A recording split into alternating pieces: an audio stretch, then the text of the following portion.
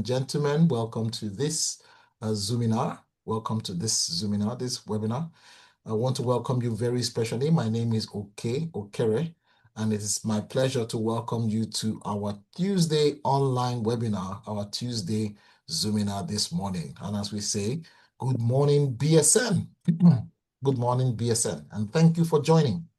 Our program book, Good Morning BSN, is organized by BSN Impact Center for Great Leadership, and the center is an initiative of Business School Netherlands, generously founded by the Culture Factor Group, formerly known as Hofstede Insights, and sponsored by the new energy company, Chint Global. The Impact Center for Great Leadership is a platform where BSN alums and other managers and leaders from companies and society meet to share insights and create new practical knowledge. You can also contact the Center for Great Leadership, for the Impact Center for Great Leadership, for in-company training programs to grow your talent and your teams within your organization. We also provide research and other support for organizations interested in improving the work that they do, or even improving the planet that we live in. In BSN, we recognize that great leadership rests on 4 pillars: responsible leadership, decision-making leadership, change leadership, and performance leadership. Our weekly webinar, our Zoominars, will focus on one of these great pillars each week. In each episode, leaders like you will share their experiences, and we all learn something to apply in our organizations, our businesses, or work lives. Our sessions start at 9:30 a.m. Central European Time and end at 10:08 a.m., giving you a break before your working day starts.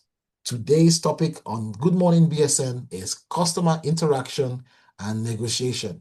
This topic explores part of performance leadership, and one of the 4 pillars of great leadership that we at BSN believe are crucial to making a difference in your organization and our world. Today, we have the special pleasure of welcoming to join us Chinwe Ihezue and Ijeoma Wabara to explore this topic, customer interaction and negotiation. Chinwe, our presenter today, is a senior sales leader with over 17 years of experience in Nigeria's beverage industry. She currently serves as the district manager and head of sales for Lagos at International Breweries PLC, driving consistent market share and revenue growth. Her expertise spans sales strategy, route to market optimization, trade marketing, and people leadership. Chinwe has held high-impact commercial transformations.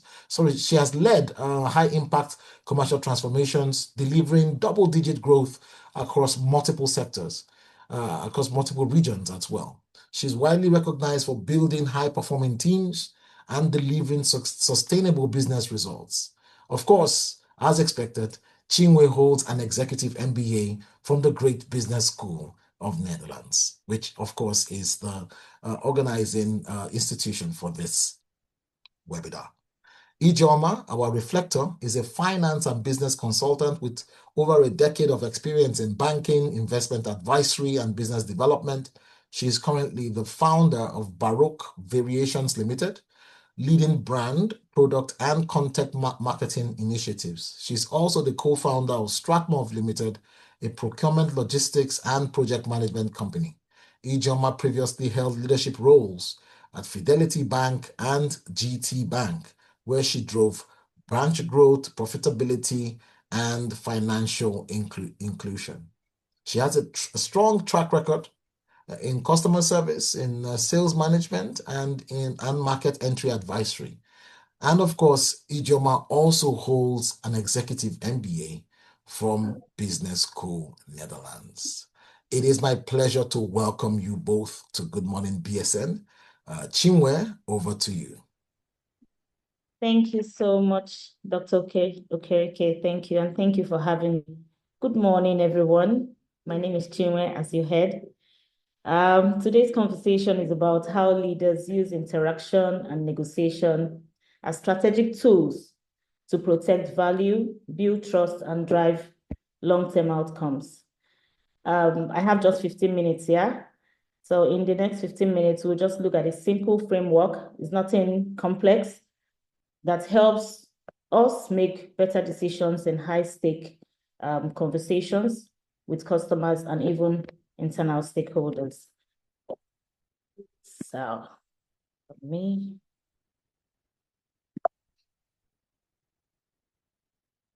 I think my system is acting up. Okay. All right, so we'll be talking about customer interaction and negotiation. Basically, for me, it's about turning conversations into long-term partnerships. And I think the objective or what we need to gain out of this conversation would be to build strong customer connections and effective communication techniques, master the win-win negotiation strategies, which has always been my go-getter, handle objections with confidence, and close deals while preserving relationships. Sorry, I'm going to be a little bit fast. Pardon me. Why customer interaction matters? You know, we keep talking about customer interaction. Most people do not understand why it matters. Of course, customers remember how you made them feel. 70% of buying decisions are emotional. Some people might agree, some might not. Strong interactions build trust, loyalty, repeat businesses, and referrals. Now let's look at the 3 pillars of effective customer interaction. I would say listening. And you could say I said, in listening, hear the need behind the word. What does that mean? It means, what is the customer actually saying? What is the customer actually saying? The customer can say, sorry, excuse me.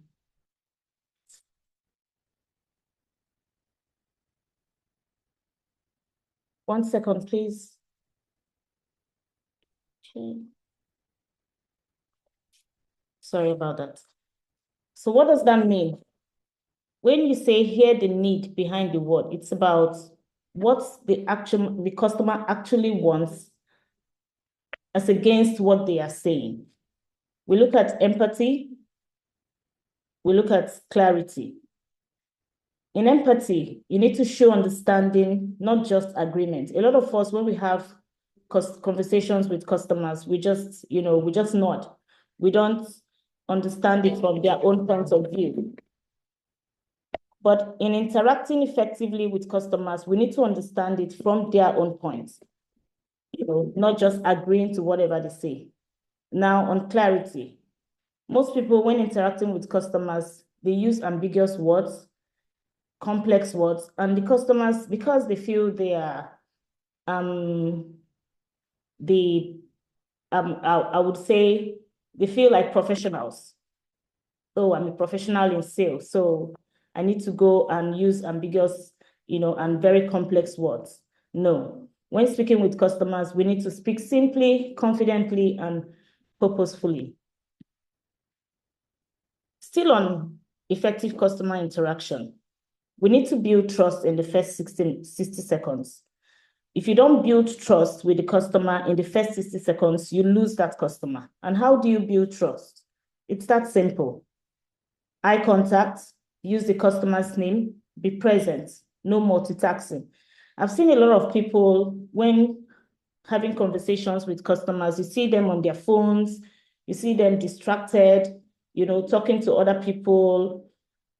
Immediately you do that, the customer would lose trust. So you need to be present, no multitasking. You need to show confidence, not desperation. A lot of people talk to customers with desperation. They are so desperate, to win the deal. No, that is the first no. If you do that, you lose the customer, because the customer sees you as someone who is desperate to sell a product to him. And that way, he might not really trust you. Be honest, do not overpromise. A lot of us, when we have conversations with customers, we say things that we cannot do. We make ambiguous promises. We talk to them about things just to win that customer. No, you have to be honest. Do not overpromise. Keep it low. And that way you build trust with the customer. Active listening while interacting with the customer. What does this mean? It means listen to understand and not to respond.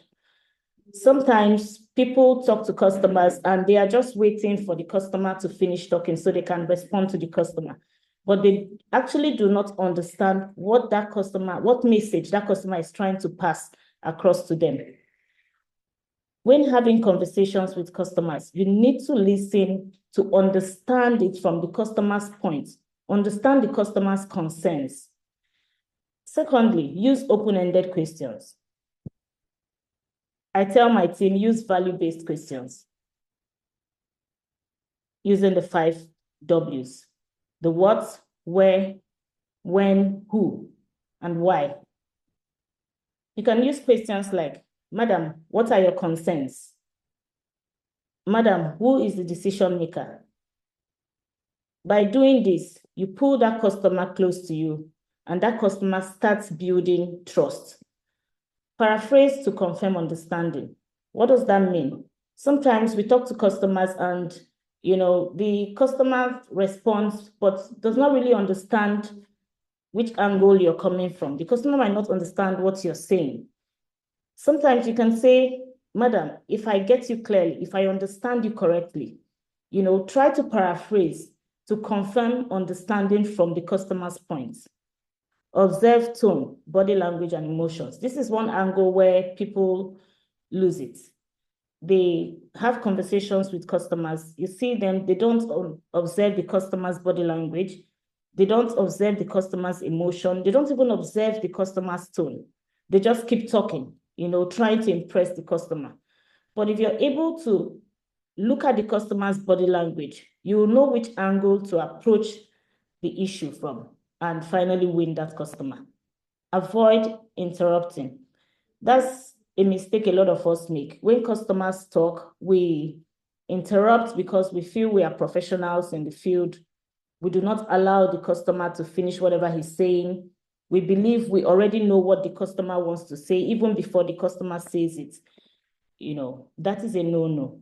You need to avoid interrupting. Allow the customer to pour out his concerns before you start responding. That way you'll be able to understand the customer better and also understand what pain points the customer is trying to pass across to you. I'll go straight into negotiation because I don't want to take our time. What is negotiation? Negotiation is a conversation to reach mutual value, not a battle to win. Good negotiation means respect, value, and preserved relationships. And that's one part that a lot of us miss because we feel negotiation is a battle to win. How do I win this customer instantly? No, it's not a battle to win. It's a battle to preserve the relationship you have with this customer so there can be repeat purchases. Common mistakes we make during negotiation. Talk too much. We focus only on the price, what we're trying to sell to that customer, giving discounts too early. I see a lot of people, they want to sell a product and they are talking to the client, and by the time you know it, they're already giving discounts. No. Once you do that, the customer starts doubting your product. So we shouldn't do that. Not understanding the customer's priorities. The first thing you need to do when negotiating with a customer, you need to understand the customer's priorities. What are his immediate priorities? You can approach the customer from that angle. Lastly, negotiating with fear. A lot of people, when negotiating with customers, they approach the customer with fear. Why? Is the customer going to buy? How is the customer going to see my product? What does the customer think about me? No, we shouldn't do that. Do not approach any customer with fear, regardless of who that customer is. You need to be confident, know what value you're trying to pass across to the customer, and speak from the point of value and not from the point of fear. I'll go straight into the win-win negotiation framework. This framework is what has really helped my team, and what's the purpose of this framework? To create agreements where both sides gain value, trust, and relationship is strengthened over time, because relationship is key. For we in sales, relationship is key. W, what does that mean? What does the customer really want? I, identify your value clearly. What value are you selling to this customer? And negotiate options, not just price. Win-win is not about compromise, it's about value creation before value exchange. You need to create value. We are selling value. Everybody that wants to buy from you wants to buy what is of value to him, not just the product. What is the win-win flow? For me, it will be understand, clarify, and create options. Understand, I'm breaking this, so that we can all, in very simple form, so we can all understand. Understand what is the customer's need. Clarify, what problem are you there to solve? What problem are you there to solve? Create options. Options can be payment terms, support level, volume commitments. And what does win-win feel like? The customer feels respected. You protect your own margins. Trust between you and the customer increases. Future deals become easier because now trust has been built. Your relationship with that customer strengthens. Handling objections with confidence.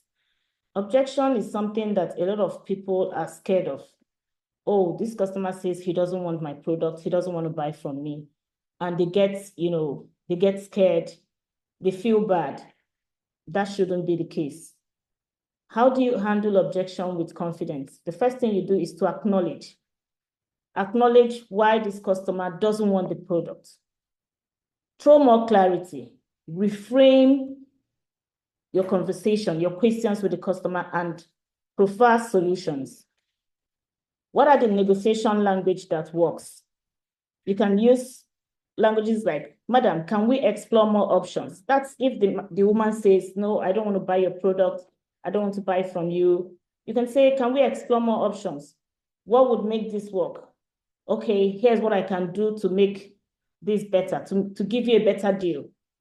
Most people would always say, oh, madam, no, our final price is this. Oh, what you're asking for is not possible. Oh, madam, okay, take it or leave it. No. When negotiating with customers, you need to avoid using words like final price, not possible, take it or leave it. No. And finally, how do you close without pressure? You summarize your agreed value, you ask for the next step, you offer reassurance, and stay confident and calm. How to stay in control when approaching difficult customers. A lot of customers are very difficult. Yes, if you're someone who is in the sales field, you would know that selling a product is as difficult as, in fact, it's something that a lot of people get scared of. How do you approach difficult customers? You approach them by staying calm. Difficult customers do not want to listen to you. They give you attitude. But the first thing you do is just stay calm. Don't take things personal. A lot of us would take things personal. Immediately the customer starts showing attitude, you see you're already getting worked up. No. Slow down the conversation. Repeat facts. And what are these facts? The value you are selling to the customer. Let that sink into the customer, not feelings. And when I say not feelings, not you're already getting emotional, you're already getting angry. Oh, why is this customer talking to me like this? Why is this customer acting like this? You're already noticing the customer's attitude and you're already getting worked up. No. Just continue to hammer on the value you're selling to the customer. Offer choices, not ultimatums. Finally, as we close, I'll leave you with these key takeaways. Interaction builds trust. Negotiation is collaboration. Value beats price. Calm confidence wins more deals. And long-term relationships are more profitable. Thank you. Thank you very much, Chinwe. Much appreciated. Thank you for the great insights on negotiations. Amazing, amazing. Thank you so much. Now we're going to switch over to Ijeoma Wabara for her reflections on this topic. Ijeoma, over to you. Okay, thank you so much, Chinwe, because this is so packed. I don't even know where to start. I was struggling to take notes so that, I don't miss out on anything. Very well delivered. Thank you so much. But basically, the first thing that stuck out for me, is the fact that today, sales or negotiation is not just about human relations, and it's not just about emotional intelligence. It's also about leadership in everyday conversations. So, customers, your line that would always stick with me is that customers may forget what you said, but they will never forget how you made them feel. This is very apt, because we see this in everyday life. I just think about the last time, I got into a store, or maybe call MTN or any of the service providers, maybe DSTV while I was still using DSTV. And then the way they talk to me, it tells me a lot. It makes me want to come back to them or just forget about them. Personally, I had a bad experience with DSTV and I don't use them anymore, not because I can't afford DSTV. I mean, paying for Starlink subscription monthly is much more expensive than DSTV subscription, but the service delivery, it takes you out or keeps you in line. So yeah. So sometimes even if the price is good, like you've noted, people would not come back to you. And then so that takes me to mm, active listening. Active listening is very important. So you listen to understand, not just to respond, because a lot of us do it. I'm in sales and I've been in customer service, so I know when that happens. So let's make this real. Let's look at a customer trying to say, oh, the cost of your product is too high, and then immediately your impulsive response is, eh, that quality is better than the other quality you're comparing it to. But how about you just pause and listen to what the customer is saying? It may not really be about price. Just like you noted, you may offer options. Maybe the person is working on a tight budget today. Maybe they've had a bad experience that morning, So, yeah, I think we should listen, not in readiness to respond, but to actually give that. Maybe the customer just wants to be heard, Maybe someone is having a bad day or stuff. So, I totally reckon with that. So, yeah. Let me see what else I was able to join. You said a lot, so forgive me. I'm trying to. Okay, yes. Okay, so I also love your description or definition of negotiation. So, negotiation is not a battle to win. A lot of us, especially those of us in sales and even in leadership roles, we go into negotiation rooms with the mindset that we have to win this, we have to win this. No, it's not a battle. I like how you put it. It's a conversation to create mutual value. So, just like you went further to say, it's a win win, right? So it shouldn't just be about, oh, let me win this. No, let us win. I win, you win. Offer value. I like that a lot. So, in real life, we see it happen. Everybody takes, not everybody, but most people take negotiations as a war. A business owner slashes prices too quickly when you could have just offered more value and retain your price.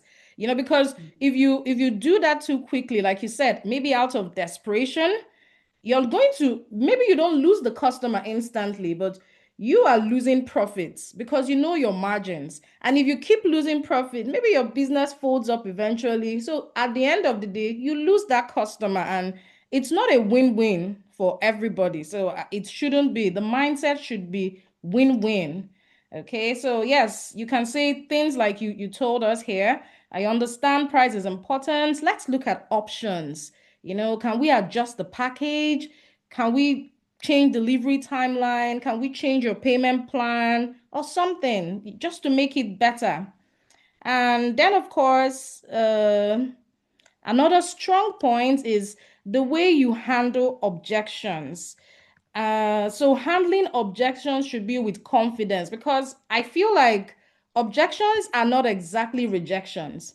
So that the person has raised an objection to what you're offering, maybe you just throw more lights, like you said, provide more clarity on what the person is seeking because that I have a concern about this product doesn't mean that I outrightly want to reject it.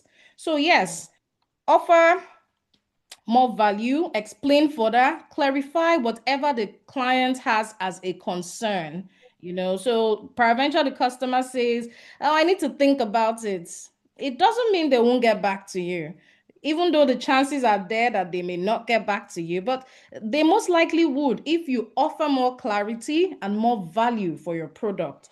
So I think that's it. And then yeah, so I noted here that as leaders, we should think of customer interactions in our role, and like you noted, stay calm, in the face of difficult customers. Don't get so agitated and you just want to react immediately. Don't be triggered.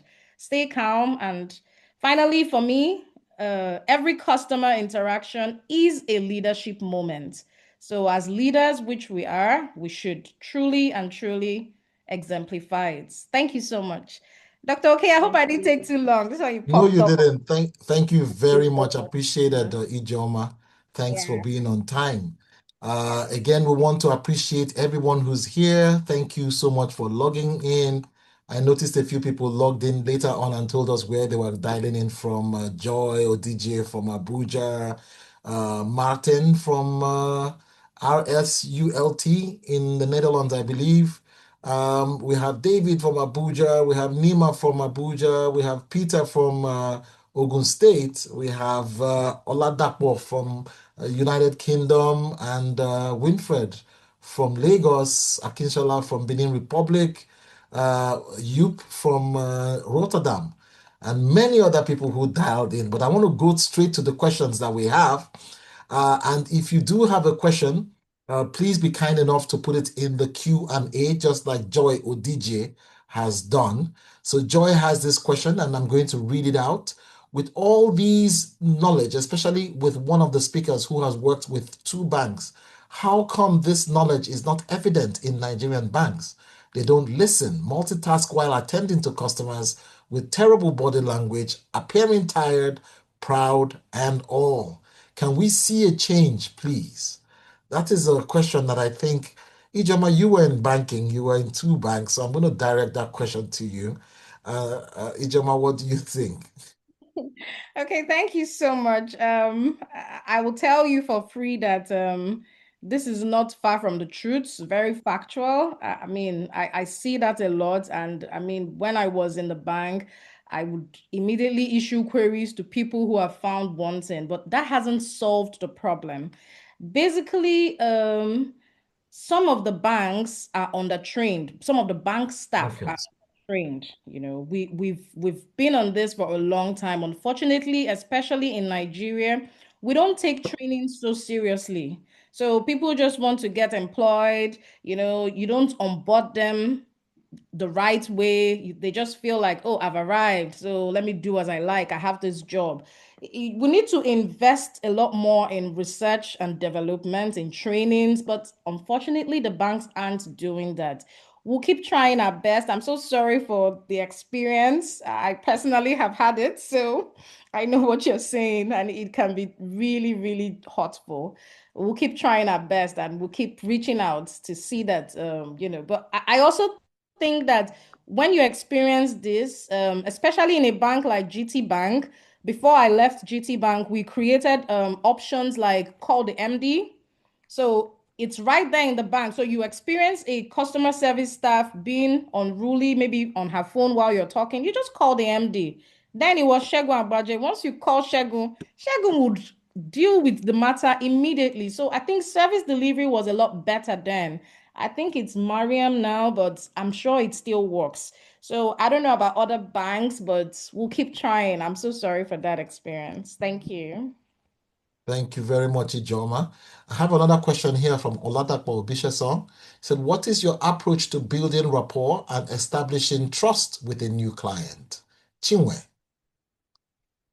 Okay, Dapo. So for me, building rapport with a new client is about, just like I said in the presentation, is about selling value and listening to the customer, listening to the customer's pain points, and not having this mindset of winning immediately. That's how you can build a good rapport with the customer. You sell value, what products you're trying to sell, and you understand the customer's pain points and his concerns. That way you can better approach the customer and build trust with him. Thank you very much, Chinwe. Thank you very much. And the next one from Kazim Akano. I hope I got the pronunciation of the surname. Akano. Kazim says, how should one react when a customer is obviously wrong and keeps causing more provocation? Chinwe, let me go to you first, and then we'll come to Yeah. Ijoma. Yeah, that happens a lot. Even within, in fact, we see that a lot. So the first thing I would say is you pause, you don't react, acknowledge the customer's emotion. You understand? And separate the person's emotion from the customer. You can reschedule, go back with the customer's consent and come back at a later date. The customer might be saying things to provocate you because he has some emotional problems, because you don't even know what mood the customer is in at that particular point. So separate that customer from the person you're dealing with. And Ijoma? Yeah, so basically, like she said, I'll just give a live instance. One of the times while I was still manager in the bank, had a customer raving, oh, this is wrong. Why would you do this? And they're like, okay, do you want to see the manager? And he said, yes. And so he was brought to my office. I'm really small, both in size and facial look. So he says, no, no, no, he doesn't want to see IT staff. He wants to see the manager. And I'm like, duh, I'm the manager. So he was, in fact, it ended up being funny. So all the nerves that were high just came down. It was like he just calmed down, like, how is this small girl the manager?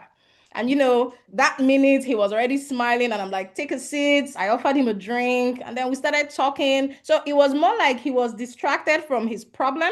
He was now interested in knowing, how are you a manager at this age? And I'm like, you don't even know my age. So after that conversation, he was open to listen to me, without the anger in his mind. And eventually he realized he was wrong. The alert he got was the right one, but somehow, maybe like she said, his mood, he saw a wrong figure and he freaked out. So I think that yes, we should just be calm under that pressure. Customer is always right, as we say. So take deep breaths and listen. Let the customer feel heard, and I'm sure they will come around. Thank Yeah. you. Thank you very much, Ijoma. We still have a few more questions. I want to thank everybody who has contributed their questions. We will take as much as we can, so please feel free to keep putting your questions in the Q&A. Omolola Shunriolu, and I hope I got the name correct, as Omolola. Omolola says, don't you feel that all these good qualities are in conflict with the younger generation? They are affected with the youthful Gen Z behaviors. The mature generation still have respectful qualities than these younger generation. It's in my opinion anyway. So what do you think? Ijoma, let's start with you and then we'll go to Chinwe. Okay, definitely. I agree. I agree that the younger generation, the Gen Zs, are off the hook. And so what I think is that those of us who are more senior or more mature, we should do a lot more. You really can't blame them. It's what they have available at their disposal. You get onto social media and it's all sorts of wrong narratives, all sorts of bad vibes. So I know that they can do better, but I also feel like they are limited with what they have. So let us do more webinars such as this, more trainings, and more impactful activities. I think I believe they'll get better. I'm sorry for that. And Chinwe? Yeah, for me, I believe coaching is very important. Coaching is very important, very, very important. Yes, we have the younger generations, they are, these guys are very, I don't know how to put it, but they are not ready to take sometimes bullshit from customers, just like they would always say. But I believe as leaders, we need to coach them more. We need to talk more with them. And of course, they would come around and get in tune with what is supposed to be done. So I think coaching is very important. We have a role to play as leaders, and we are doing that in our own sphere of, control. Let's continue to coach the young ones, talk to them about the importance of the right attitude and the right behavior. Okay. So maybe I will come into the defense of the Gen Zs and basically stay here that our parents also thought that we were unruly and disgruntled as well. So every generation always looks at the younger generation and says that they're ill-mannered and ill-tempered and impatient. So maybe Gen Zs might be saying the same thing about the what's it called now, the generation that follows them. So I don't know. And Mohammed Shaba had a question. He actually typed it in the chat box. But Mohammed, thank you very much for bringing it here. And we just have a minute or two before we wrap up. Mohammed said, how do you marry offering value and meeting sales targets, which is usually what you are employed to do? And Chinwe, I'm going to direct this question to you, but Ijoma, please feel free to type an answer to the questions provided by John Nimat in the Q&A, if you can. Chinwe. Yeah, so I would say for me, sell the right solution, not the price. So, and when I say sell the right solution, it's about what value are you trying to sell to the customer? If a customer agrees with the value you're trying to put across to him, I tell you, he would buy your product.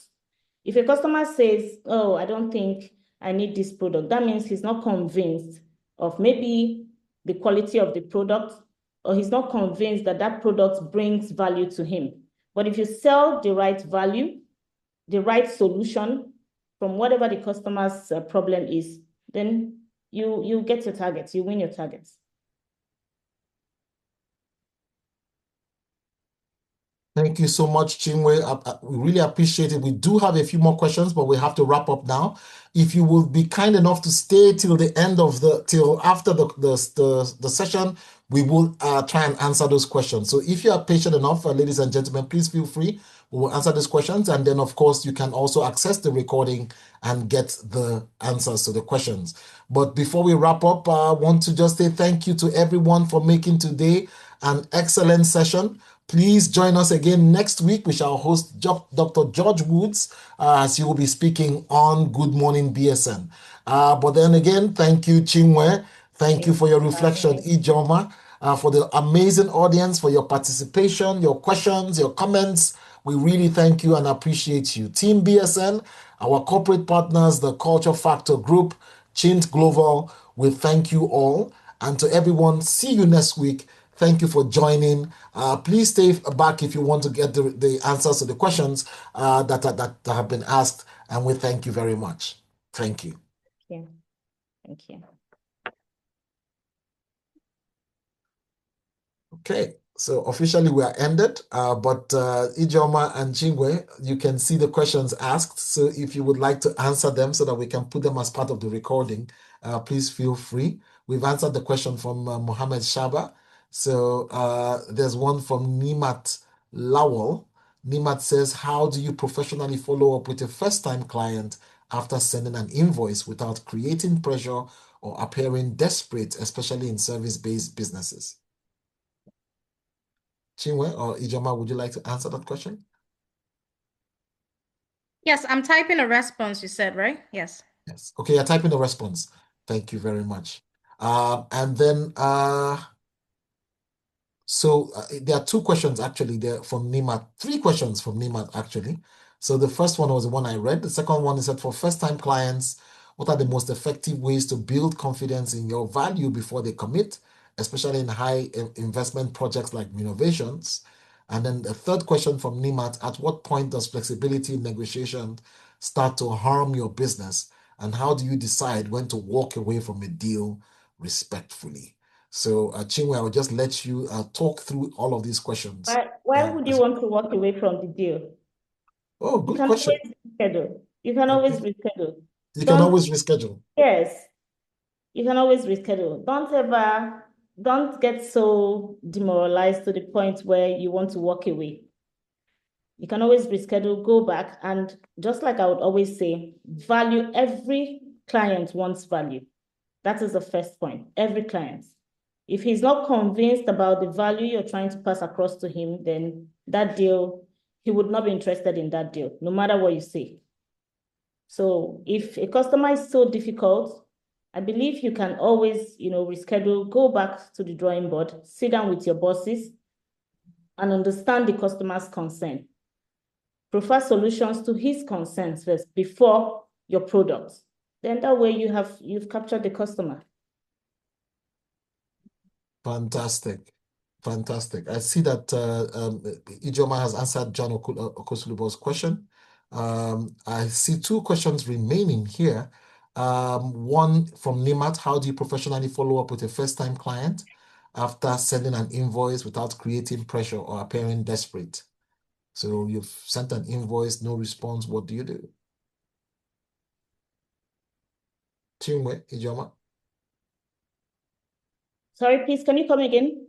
So how do you professionally follow up with a first-time client after you have sent an invoice without creating pressure or appearing desperate, especially in the service businesses? So you send them an invoice, yet they're still, they don't get any response. And you don't get any response from them. Yes, yes. If it's possible to visit the customer, if the customer is within your location, you can schedule a time to visit and have a one-on-one conversation with the customer. Thank you. Thank you very much. So schedule a visit, a call. Thank you very much. Ijoma and Chinwe, thank you very much. And to everybody else, that is the end of our session, because we have already ended the session, but some of us still stayed on for you know how it is when you go to the movie, the cinema, especially when you watch a Marvel superheroes movie, you always wait till the end of the movie, because there's always a little bit after that they will put on. So this is a little bit after, and it is done. So all those credits are being rolled now. So thank you everybody for joining.